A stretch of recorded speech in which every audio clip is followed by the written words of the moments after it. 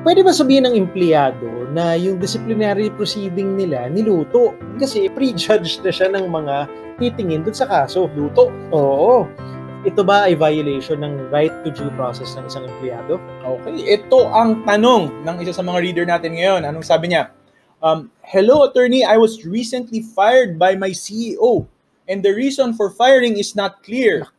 Which part of company policy was violated. 4 days after the verbal notice of my CEO, I was given a notice to explain my side of the issue.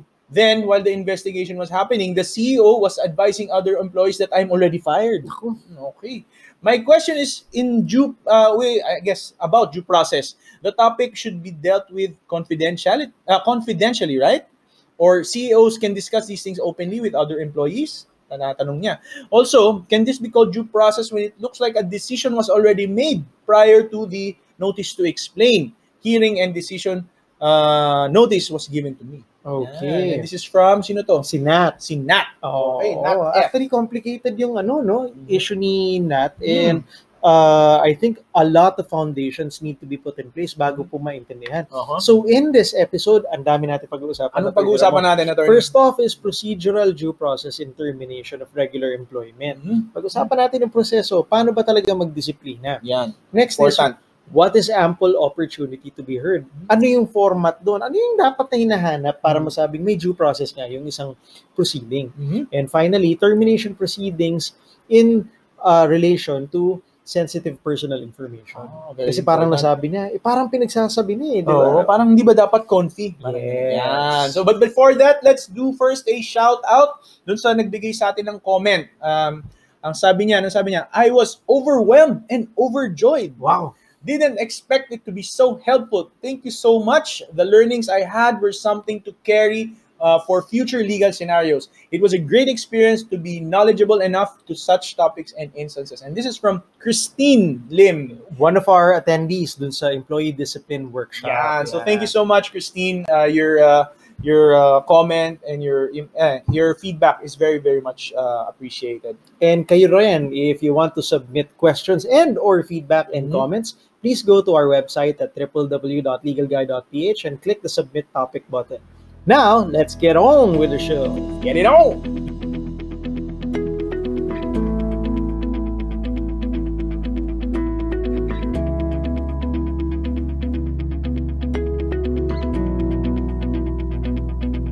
This episode is brought to you by the Complete Employee Discipline System, a book that teaches owners, managers, and supervisors how to handle any offense easily and systematically.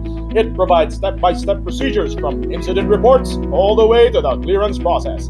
Stand your ground and discipline with confidence. Go to info.legalguide.ph/discipline to learn more. Welcome to Legal Guide Philippines, where we simplify the law to help you make better choices. I'm Attorney Ramon Ramirez, and I'm with my partner, Attorney Erwin Zagala. So today we're talking about termination and privacy rights. So Attorney Ramon, just to recap, ano yung pinag-uusapan?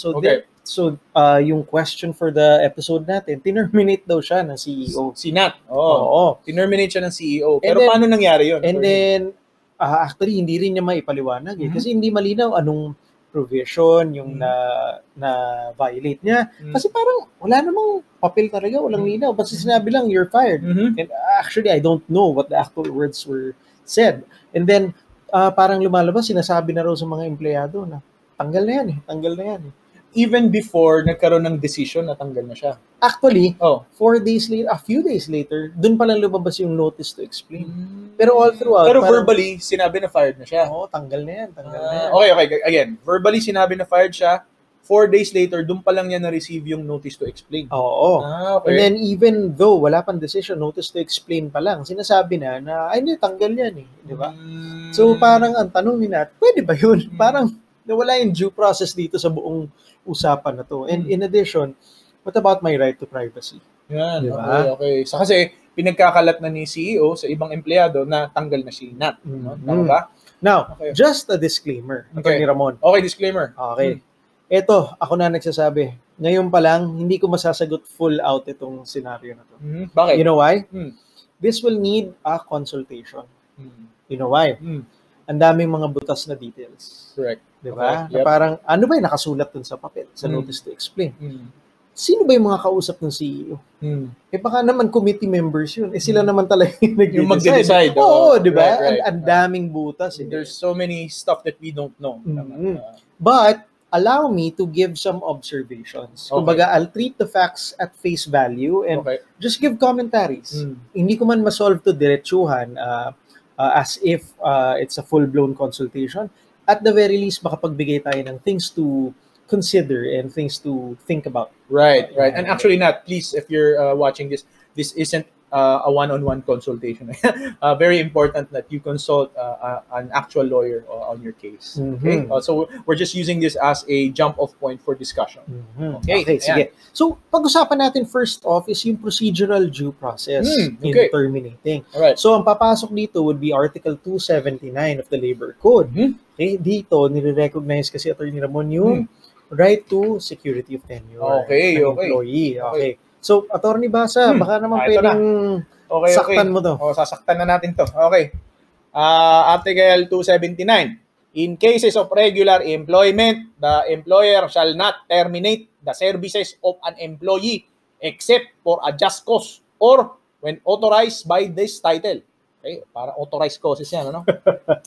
An employee who is unjustly dismissed from work shall be entitled to reinstatement without loss of seniority rights and other privileges and to his full back wages, inclusive of allowances and to his other benefits or their monetary equivalent, computed from the time his compensation was withheld from him up to the time of his actual reinstatement. Yan. So, napakalinaw po dun sa Labor Code na employees enjoy security of tenure. Ano ba ang ibig sabihin ng security of tenure? It's the expectation. Hindi, empleyado ako. May karapatan akong tumuloy ng pagtatrabaho dito. So, ang security of tenure, you can think about it as if it's a property right. Okay. Kumbaga parang walang pinagkaiba sa normal na property rights. For example, I like your mug, Attorney Ramon. Oh yes, this is my official, the legal access. Ano kasulat? Legal Access Law Offices, Attorney Ramon. Now it's mine. Oh, legally can I do that? No. Who's the owner? Me. Okay, but my name is on it. By taking it without any legal grounds, I might be committing a crime. Yes. Correct? A felony under the revised penal code. Same thing with security of tenure. If you take away the employment of someone without any legal grounds, that's tantamount to unjust taking of property. Kasi nga pag-aari niya yung employment. So we'll talk about the requirements after this break.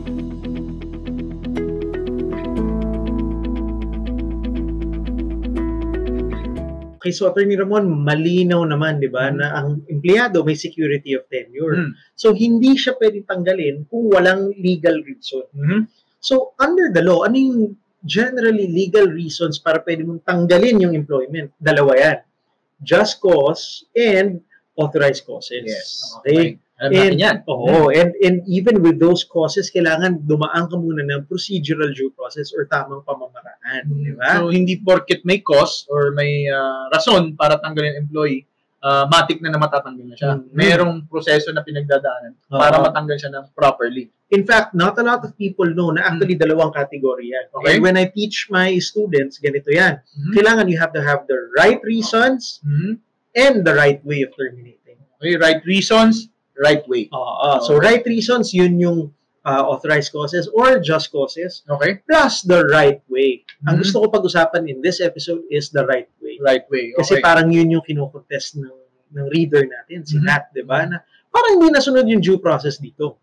Okay. So, ang statutory basis ng natin, ng procedural due process is Article 277. And dito, nakasulat na merong dalawang hinihingi na requirement. Okay. Ang tawag sa kanya, twin notice requirement. Kasi dalawa. Okay, dalawa. Okay. So, Attorney Basa, baka naman pwede mong saktan tong Article 277. Sasaktan natin yan. Article 277, miscellaneous provisions. Yan. Letter B. Subject to the constitutional right of workers to security of tenure and their right to be protected against dismissal except for a just in authorized cause. Ayun, di ba? Yung dalawa lumabas. And without prejudice to the requirement of notice under Article 283 of this code, the employer shall furnish the worker whose employment is sought to be terminated. Oh, take note, ito na yung number 1. A written notice containing a statement of the causes for termination and shall afford the latter ample opportunity to be heard and to defend himself with the assistance of his representative if he so desires, in accordance with the company rules and regulations promulgated pursuant to guidelines set by the DOLE. No? Any decision taken by the employer shall be without prejudice to the right of the worker to contest the validity or legality of his dismissal by filing a complaint with the regional branch of the NLRC, National Labor Relations Commission. The burden of proving that the termination was for a valid or authorized cause shall rest on the employer. Yan. Nadala ako sa pagkabasa mo, sa interpretation mo, nakalimutan ko tuloy banggitin kung saan yung pangalan. So, dalawa yan, di ba? Twin notice. Okay. So, the first notice is the notice to apprise the employee of the ground for which his dismissal is sought. Sinasabi rito, eto yung tingin kong kasalanan mo. Ito yung notice to explain. Yes. Yan. Or if you want to be fancy, it's NTE. Yeah. The second notice is you notice informing the employee of his dismissal to be issued after the employee has been given reasonable opportunity to answer and be heard. Ayun. So, decision. So, this is supported by the case of Dioferio versus Intel Technology Philippines. It's a 2014 case. Yan. So, dalawa, di ba? Kaya twin, di ba? Before and after. Okay. Yan. Yan. Ito yung kasalanan mo, ito yung decision namin. Ngayon, dito sa gitna, sinabi, di ba, dapat na may opportunity to be heard.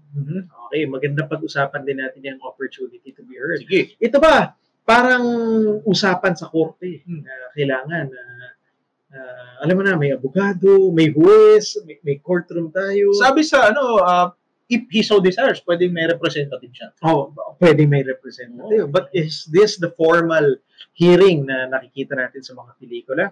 So, pag-usapan naman natin, what is meant by ample opportunity to be heard? Kasi kung normal na tao, sasabihin mo, dapat may hearing yan. Ang tatatak sa kunwari, normal na tao ka, Atty. Ramon. Yes. Sinabi mong hearing. Normal naman akong tao talaga. Hindi, superhuman ka, bro. Okay. You're one of the best tax lawyers I know. Wow, thank you so much. Okay. So, kung normal, kunwari, walang legal training, sinabi mong hearing, ano sa tingin mo ang isasagot ng normal na tao? Dapat talaga may hearing at dapat meron akong abogado. What does a hearing look like to you? Merong hearing officer. Andyan yung mga parties and nag-argue sila. Nag-aaway. Kailangan lumalabas yung litid. At pwede rin may umiiyak. Hindi kompleto hearing pag walang umiiyak. May mga props ba na naiisip ka? Mga props, syempre yung mga pleading nila, yung mga papel na kung saan ano ginagamit pag may maingay, bro? Yung gavel? Oo. Yung martilyo. yung mga martilyo na ginagano ng mga judge, no? They call it a gavel. Okay, so yun ang normal na picture ng hearing sa normal na tao. But under labor hearings, especially, ito po, yung internal pa lang sa employer, hindi po required na ganun. In Perez versus Philippine Telegraph and Telephone Company, this is a 2009 case, the Supreme Court ruled that an employee's right to be heard in termination cases should be interpreted in broad strokes. Okay. Broad strokes. It is satisfied not only by a formal face-to-face confrontation, but by any meaningful opportunity to controvert the charges against him and to submit evidence in support thereof.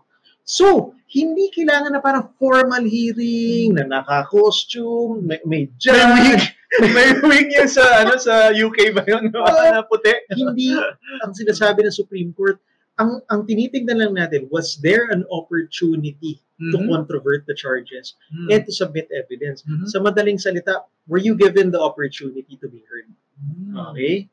So, attorney, pwedeng face-to-face, pero pwede ring other ways. Like, Actually, ngayong pandemic, nauso ngayon kapag may disciplinary proceedings, how do they hold it? Zoom Zoom. or So, Google Meet. so using the same metric na ginamit ng Supreme Court, tingin niyo po ba pasok yung mga Zoom admin hearings? Yes, kasi you were given the opportunity to present your side. What about sulat? Yes, most Explanation definitely. na sulat. Yes, most definitely. How but ganito, I have something to say about that Okay, later sige. on. Okay. But ang point lang ng Supreme Court, was there an opportunity for you to controvert the charges and to submit evidence? If yes, then more or less that satisfies the need for the admin hearing. Okay. Okay? So, in addition nga pala, another observation, yung to be heard does not mean verbal argumentation. So, yung sinabi mo kanina na dapat may nagsisigawan, may Kasi umiiyak. to be heard niya eh. Wala nun, hindi ko narinig yung boses. We should interpret to be heard much more broadly. Okay? So while the phrase ample opportunity to be heard may in fact include an actual hearing, it is not limited to a formal hearing only.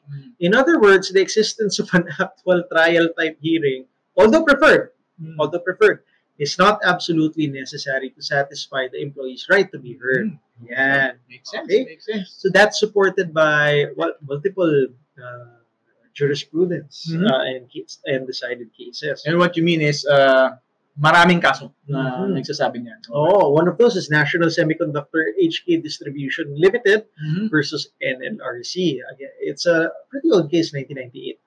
Okay, so here the Supreme Court said a formal or trial type hearing is not at all times and in all instances essential to due process. The requirements of which are satisfied where the parties are afforded fair and reasonable opportunities to explain their side of the controversy. It's deemed sufficient to follow the natural sequence of notice, hearing, and judgment. Okay? So, basta't narinig ko kung ano yung side mo, that should be fine. So, let me connect it with how I teach this. Okay? So, for me, if you have the means, the venue, the time, go for a full-on hearing. Ipatawag mo sa hearing, may nakaupo, may re-record, may nagmi-minutes, kompleto with confidentiality. Walang problema. If you can do it that way, then good for you. However, kung talagang hindi, kahit na itawag mo yun actually. As long as you give the opportunity to be heard. To be heard, kasi narinig yung boses. Tawag. Pwedeng hindi rin tawag. If they can submit an explanation letter, ito po yung side ko dyan. Possibly, pwedeng ma-consider na rin yun if you follow the logic ng Supreme Court, pwedeng pasok yun. Okay? So for me, ang ending nito, the more, the merrier. The more opportunities for the employee to be heard would be better in complying with due process requirements of the law. So the more chances you can give, I would be recommending that. Pero kung sakaling written explanation, tinawag lang, minsan nga, tinext eh. Hindi po ako may gawa niyan. Whatever it is, that in certain circumstances may be enough to satisfy the due process requirements of being given the opportunity to be heard. So kung mapapansin nyo twin notice plus opportunity to be heard. Yan. Notice to explain, opportunity to be heard, and then yung notice of decision. Nice. Now, let's go to the last point na tinanong ni Nat. Kasi medyo na-off siya na parang pinagsasabi dun sa mga empleyado na, uy, terminated na to. Again, sinabi verbally na fired na siya. Notice to explain 4 days later. Ano ba? Pero all throughout, sinasabi na ni CEO na fired na siya. Yan ang facts natin ulit. Okay, so ganito ngayon. Papasok ngayon yung usapang data privacy. Uy, kasama ba yan? Labor ba yan? It can be. Okay. Because ganito under the Data Privacy Act, may tinatawag tayo itong category na ang tinutukoy is sensitive personal information. It's what? Sensitive personal information. Yes. So ano yung kasama dito sa sensitive personal information? Information about an individual's race, ethnic origin, marital status, age, color, ang dami-dami niyan. Okay? So, philosophical or political affiliations, sexual preference. But the more important portion there is about one's proceeding for any offense committed or alleged to have been committed, disposal of such proceeding, or sentence imposed by any court of such proceeding. Okay, so lumalabas, covered under sensitive personal information, yung pagiging sangkot mo sa isang kaso. So dito, posibleng medyo may problema tayo. Kasi yung management should not have been, blabbering all throughout na, ay, ito, fired to, ay, ito, fired to. Okay? Kasi under Section 13 of the Data Privacy Act, sensitive personal information and privileged information, the processing of sensitive personal information shall be prohibited except in the following cases. Kunwari, the data subject has given his or her consent. Okay. Obviously, in this case, mukha naman hindi. Mukhang hindi nabigay ng consent. Si Nat. No? At least yun ang what we gather from the facts. Another instance is processing is provided for by existing laws and regulations. Okay? So, if it's within the bounds of law, then it should be allowed. Kaya dito ako parang nagdududa, Attorney Ramon. Di ba sinabi ko kulang yung information? Yes. Baka kasi yung tinutukoy niya na employees na pinagsasabihan, they're within the same committee. Yes. Kung sinasabi niya yun dun sa disciplinary committee, then the boss is actually within within his rights to discuss that kasi trabaho nila yun. Yeah. But if it turns out, alam mo na, pati janitor, Or secretary, mga team members, di ba? Mga team members na ni Nat. there might be something wrong there kung sakali. Okay? So it's a little bit touchy kasi nga kailangan natin magtanong pa. Another thing is, another exemption is the processing is necessary to protect the life and health of the data subject. Okay? Existent ba yun sa kaso ni Nat? Could be, Could be, right but now, hindi clear sa question I'm ni Nat. not able to see any traces of that in this set of facts. Sa letter D naman, processing is necessary to achieve the lawful and non-commercial objectives of public organizations and their associations. Medyo malayo na yun. Or letter E, processing is necessary for purposes of medical treatment. Medyo wala naman nabanggit. Parang walang ganun sa kaso ni Nat. Anything related to medical, malabo, di ba? And letter F, processing concerns such personal information as is necessary for the protection of lawful rights and interests of natural or legal persons in court proceedings. Pwede, pero remote yung remote na baka this is here, no? So, having seen all of those exceptions, ang nakikita ko dito, Attorney Ramon, if sinasabi yun in the process of deliberating on the case. And even so, Attorney Ramon, ito, hindi natin naririnig yung other side. Yeah. Baka kasi yung interpretation ng employee, ako, pinag-chismisan ako. Yung pala, if you hear the actual content of how it was being discussed, it was being discussed for deliberation purposes. Posible. I don't know. I wasn't there. So until I know and find out more, I would probably withhold judgment. But as a general rule, guys, kung wala naman talagang legal right or legal purpose for you doing so, the general rule is you keep any sensitive personal information under wraps. Just to be on the safe side. Diba? Yes. Why? Why is that important? Because in the same law, under Section 31, there is such a thing that we call as malicious disclosure. Naku, ano kaya yan? Ayan. Any personal information controller or personal information processor or any of its officials, basically yung may hawak ng information, who with malice or in bad faith discloses unwarranted or false information shall be subject to imprisonment ranging from 1 year and 6 months to 5 years. And a fine of not less than 5,000 pesos, 500,000 pesos, but not more than 1 million pesos. Medyo hindi okay yung penalty na yun. Medyo hindi okay. How's that? Para lang nagkwento ka lang. How's that, Marites? Medyo mahal yung kwentuhan nyo. Diba? Section 32, meron din tayong unauthorized disclosure. Okay, so any personal information controller or processor who discloses to a third party personal information not covered by the immediately preceding section, basically nakalusot ka dun sa pinag-usapan kanina, without the consent of the data subject, shall be subject to imprisonment ranging from 1 year to 3 years and a fine of not less than 500,000 but not more than 1 million. Ayoko pa rin. Ayoko. Hindi okay yan. Hindi okay yan. Anything with imprisonment and fines. Yes. Ayan. So, mabigat po. Mabigat po. So, again, just to tie it back to the question of Attorney Ramon, Okay. it's undetermined at this point. But however, we hope that we are giving you guys a good grasp of the legal environment in which this is operating. That way, you can keep yourselves safe. Yeah. And makaiwas kayo sa mga maling diskarte. Yan. So, going back to Nat, I hope the things that we taught in this episode would be able to help you get clarity on the subject. But please consult a lawyer kasi Yes. marami pang butas. We can't really determine. But hopefully you get it sorted out. Yeah. For most of you, this video was more than enough, and if it makes your life easier, then you're welcome. But there are those of you who will watch this video and end up asking more questions, such as, Attorney, how do you start disciplinary proceedings? How do you draft the documents required? If that's you, then I invite you to check out the Complete Employee Discipline System book, where we teach you a roadmap to handling employee discipline cases from start to finish. Get the book at info.legalguy.ph/discipline today. One last thing, everyone deserves respect.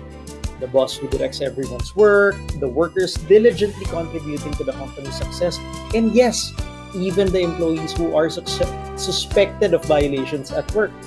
Let's abide by due process requirements and respect their privacy so that everyone gets a fair shot at defending themselves.